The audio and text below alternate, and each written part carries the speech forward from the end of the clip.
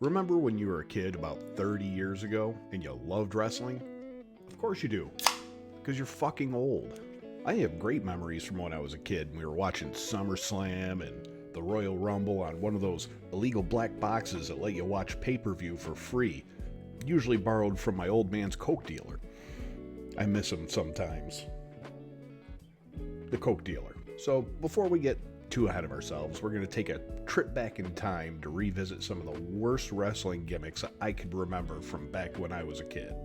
Today we're going to start off with Dave Sullivan, who played the dyslexic brother of Kevin Sullivan, who often mispronounced his own name as Evad, or Evade, or whatever. He got his first big push in the WCW in 1994, eventually teaming up with Hulk Hogan and Sting, becoming a retard superfan.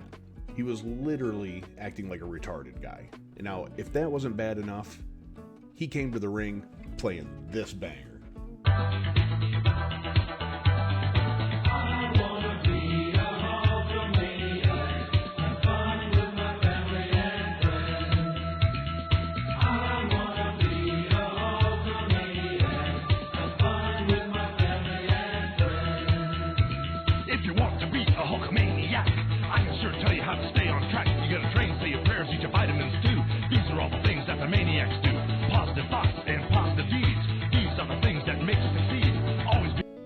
That's right, a certified hood classic with Hulk Hogan rapping. Fucking amazing. With the Hulkster fresh on our mind, we go back to when he was in between contracts and came out portraying himself as somebody called Mr. America, debuting May 1st, 2003.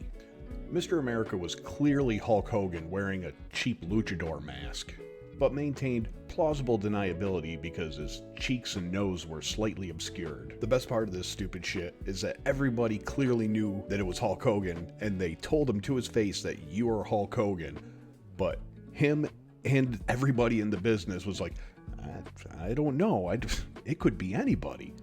Even going back to a website promo that they put out, this is one of the better pictures I could find, but it says here that it could have been Mark Henry, who's clearly a black guy, Mr. Fuji, Bastion Booger, or even fucking Doink the Clown. Whoever the hell put this up here on their website needs a raise immediately. Yeah, it was cheesy. It was, completely ridiculous and fun, and even a little gay, but that's exactly how I remember it. Speaking of ridiculous and gay, we have to talk about the gobbledygooker. Leading up to the Survivor Series in 1990, the WWF hyped up a showcase featuring a giant egg that'd be on like all these live events. Seriously, it was just a giant fucking egg. This caused a ton of speculation amongst wrestling fans. Fans started spreading rumors of what could have been in the mysterious egg. Everything ranging from a dinosaur, balloons, even a Playmate of the Year. But what they got was a man in a fucking turkey suit who only spoke in turkey noise. Now, this was supposed to be the WWF mascot, which is a stupid ass idea, and the fans weren't buying this shit. They almost immediately started booing this gay retarded turkey, and he was pretty quickly disappeared from the franchise. Now, I don't want to waste any time on a few of these other guys, but I just wanted to bring up a few notable figures, like Akeem the African Dream,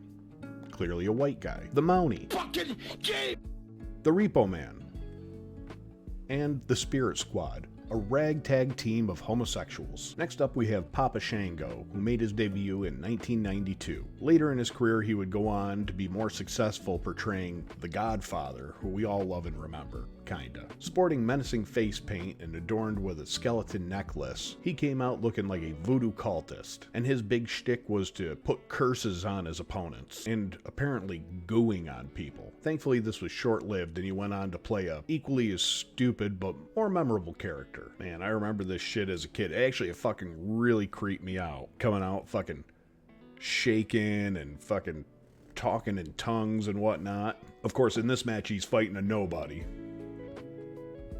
So we can light him on fire and goo on him. Yeah, lights go out. Nobody can see shit. Now he's gonna fucking light. This is so stupid. Fucking lighting his boots on fire. And when the house lights come up, he's got black cum all over his face.